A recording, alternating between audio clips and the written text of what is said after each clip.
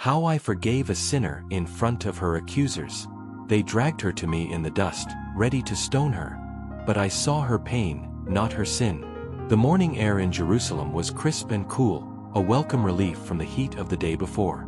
The sun was just beginning to climb, casting long, peaceful shadows across the temple courts. I had returned to the place where my father's house stood, a place of peace, prayer, and teaching. I sat down and began to teach the people who had gathered around me. The crowd was a mix of the curious and the devoted men and women who were hungry for a different kind of truth, a truth that did not come from the religious leaders, but from a heart of love. My words were a gentle stream, speaking of the kingdom of God, of mercy, and of a father who longed to know his children. The atmosphere was one of quiet contemplation, a sacred moment that was unfolding in the heart of the city. I looked at the faces of the people, seeing their hopes and their struggles. I knew their pasts, their pains, their deepest desires. They were seeking not just a new teaching, but a new life. And in that moment, in the peace of the temple courts, I was giving it to them. The air was filled with a sense of expectation, a feeling that something profound was happening, that a new season of grace had come. But a storm was on the horizon, a storm that would test the very essence of the message I was teaching. The peace was shattered by the sound of shouting and the shuffling of many feet. The crowd, which had been so attentive, now turned to look at the commotion at the edge of the temple courts.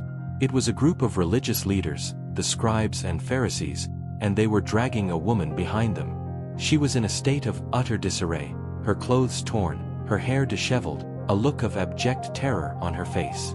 They pushed her into the center of the crowd, right in front of me, a spectacle of shame and condemnation. They were not there for a peaceful discussion. They were there for a confrontation. This was not a sincere inquiry about the law. It was a trap, a public spectacle designed to test me. They did not care about the woman, they only cared about me. They were not looking for justice. They were looking for a reason to accuse me. Their voices were harsh and filled with righteous anger as they threw her down in the dust. The woman's crime was a convenient tool, a stone they could use to corner me. I looked at her, and in her eyes, I saw not just the shame of her sin, but the deep pain of a soul that had been used, exposed, and left to die. Her silent desperation was the only honest thing in that entire scene.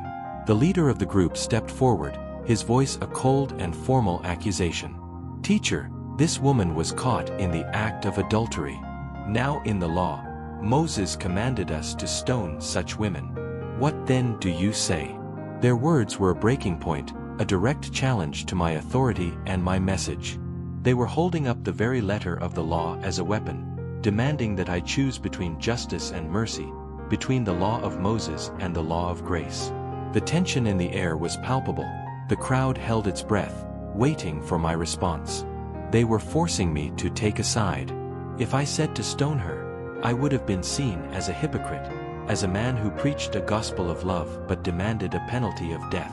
If I said to let her go, I would have been seen as a man who had no respect for the law of Moses. They thought they had trapped me, that there was no way out of this impossible situation. But they had not calculated for the heart of God. They had seen a sinner who deserved death, but I had seen a soul who deserved mercy. And I was about to show them that my kingdom was not based on the law, but on a love that was higher than any judgment. I did not respond to them immediately. I knelt down in the dust, the same dust she was lying in, and began to write with my finger in the sand. I was not writing a new law. I was writing in the language of the heart, the language they had forgotten.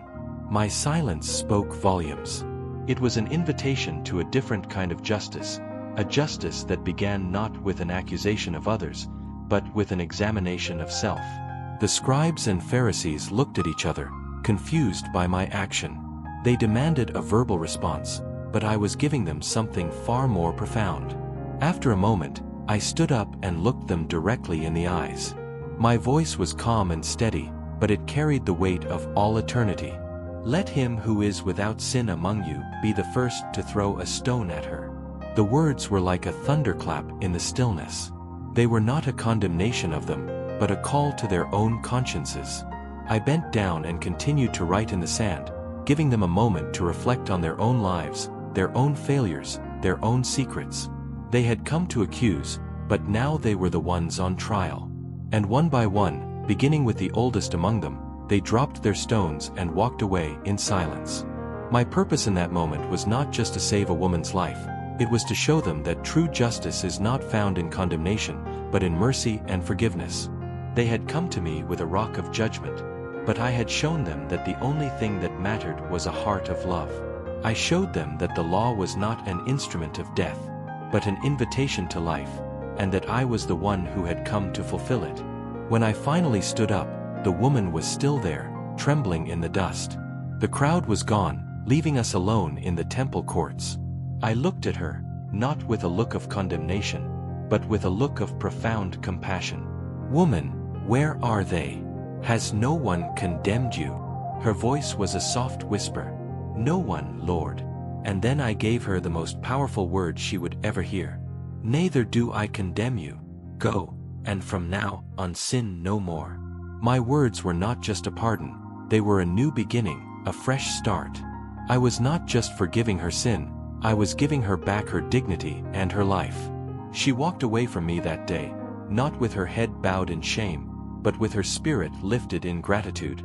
The world had seen her as a sinner, but I had seen her as a soul worth saving. I showed them all that day that I did not come to condemn the world, but to save it. The law could only expose their sin, but my love had the power to forgive it. The crowd had come to me with a stone in their hands, but they left with a seed of mercy in their hearts.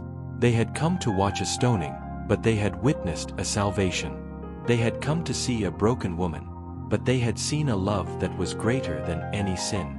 And I showed them that a life of condemnation is a life lived in darkness, but a life of forgiveness is a life lived in the light of my love. If my love and these words have resonated with your heart, know that this is just the beginning. I've prepared a new journey for you, and I invite you to take these next 3 steps with me. First, step into your purpose. Do not keep this message to yourself. Your story, your faith, is the greatest miracle I can show the world. Share this video with a friend, a family member, or a stranger who needs to be reminded that they are not alone. Your voice can be the echo of my voice, reaching a soul that feels unseen. Second, join this family. My kingdom is a community, and I want you to be a part of it. Subscribe to this channel and activate the notification bell. By doing this, you are not just getting a new video, you are answering my call to a deeper relationship. Each new story is a new encounter I have prepared for you, a new step on the path of your destiny. Finally, let your faith be seen. The world needs to hear from you. In the comments below, share your story. How has my love changed your life? Your testimony is a powerful beacon of hope that can move mountains and silence the voice of doubt in others. When you speak, you give me the opportunity to work through you. Your voice, united with mine, can change the world. I am here, waiting for you to step forward.